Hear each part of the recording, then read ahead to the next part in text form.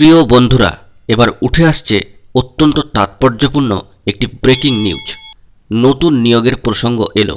বন্ধুরা, বিস্তারিত খবরটি এই ভিডিওতে তুলে ধরছি, তাই ভিডিওটিকে অবশ্যই শেষ পর্যন্ত দেখবেন ও চ্যানেলটিকে সাবস্ক্রাইব করে নিয়ে সঙ্গে থাকবেন। বন্ধুরা, মূল খবরে প্রবেশ করার পূর্বে আপনাদের কাছে একান্ত অনুরোধ, অনেক বন্ধুরাই চ্যানেলটিকে দেখছেন, ওয়াচ করছেন ভিডিওগুলো, কিন্তু চ্যানেলটিকে সাবস্ক্রাইব করছেন না। অবশ্যই আপনাদের কাছে একটি অনুরোধ, চ্যানেলটিকে সাবস্ক্রাইব করে নিয়ে পাশে থাকুন। আমরা গুরুত্বপূর্ণ অথেন্টিক আপডেটগুলি দেওয়ার জন্য অনুপ্রাণিত হব। বন্ধুরা, চলে আসি মূল খবরে। বন্ধুরা, আমরা পুরনো নিয়োগের পরিসমাপ্তির পথে প্রায় চলেই এসেছি, যেটা 2014-2017 ক্ষেত্রে হতে চলেছে। পাশাপাশি নতুন নিয়োগ ঘিরেও কিন্তু উঠে আসছে একটি গুরুত্বপূর্ণ প্রসঙ্গ।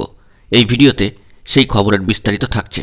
ধাপে ধাপে প্রতিটি স্তরে নতুন নিয়োগের প্রসঙ্গ কিন্তু এবার উঠে আসছে।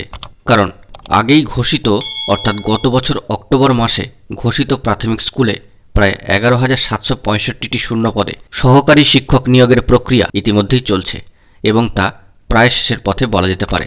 আর মাত্র কয়েকটি জেলা পড়ে রয়েছে, তারপরেই এই সমস্ত বিষয়ে চূড়ান্ত সিদ্ধান্ত হয়ে যাবে এবং নিয়োগও কিন্তু শুরু হয়ে যাবে। এর পাশাপাশি নতুন নিয়োগের বিষয়ে সম্মানীয় শিক্ষামন্ত্রী ব্রাত্য বসু মহাশয় দিয়েছেন দারুণ ভালো বার্তা।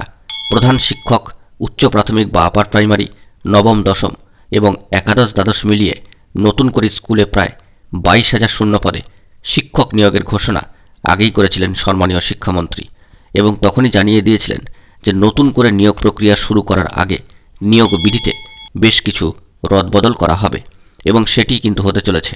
গত বুধবার সম্মানীয় শিক্ষামন্ত্রী জানিয়েছেন যে প্রয়োজনীয় সংশোধন করে নিয়োগ বিধির খসড়া প্রস্তুত হয়ে গিয়েছে।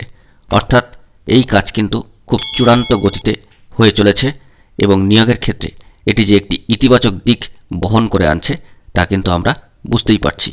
এর পাশাপাশি তিনি আরও জানাচ্ছেন যে শীঘ্রই এই খসড়া মন্ত্রিসভার অনুমোদনের জন্য পেশ করা হবে এবং তারপরেই ধাপে ধাপে নতুন নিয়োগের প্রক্রিয়া শুরু করবে স্কুল সার্ভিস কমিশন। অর্থাৎ স্কুল সার্ভিস কমিশনের মাধ্যমে যেটা নবম দশম একাদশ দ্বাদশ এবং আপার প্রাইমারি সেকশনে রিক্রুটমেন্ট হয়ে থাকে, সেই বিষয়ে কিন্তু সম্মানীয় শিক্ষামন্ত্রী উল্লেখ করলেন। সম্মানীয় শিক্ষামন্ত্রী ব্রাত্য বসু মহাশয় বলেছেন, প্রধান শিক্ষক নিয়োগ এপ্রিল মে মাসের মধ্যেই চলে যাব। অর্থাৎ প্রধান শিক্ষক নিয়োগ প্রক্রিয়াটি প্রথমে শুরু হচ্ছে, তারপর ধাপে ধাপে প্রত্যেকটা স্তরে নতুন নিয়োগের পথে যাব এবং এক্ষেত্রে যে একাধিক রদবদল ঘটেছে তার মধ্যে সবথেকে উল্লেখযোগ্য যে ইন্টারভিউয়ের লাইভ ভিডিওগ্রাফি করা হবে, ওএমআর শিট 10 বছরের জন্য সংরক্ষণ করা হবে। এরকম কয়েকটি যুগান্তকারী নিয়মের সংশোধন করা হয়েছে এই নতুন নিয়োগ বিধিতে। অর্থাৎ বুঝতেই পারছেন যে নতুন নিয়োগের বাদ কিন্তু এবার বাজার অপেক্ষা। বন্ধুরা, আমরা আশা করব খুব দ্রুত নতুন নিয়োগের নোটিফিকেশান আসবে। বন্ধুরা, এখন এটুকুই। সকলে ভালো থাকবেন এবং অবশ্যই এখনই গুরুত্বপূর্ণ আপডেটগুলি পাওয়ার জন্য চ্যানেলটিকে সাবস্ক্রাইব করে নিয়ে সঙ্গে থাকবেন। ধন্যবাদ।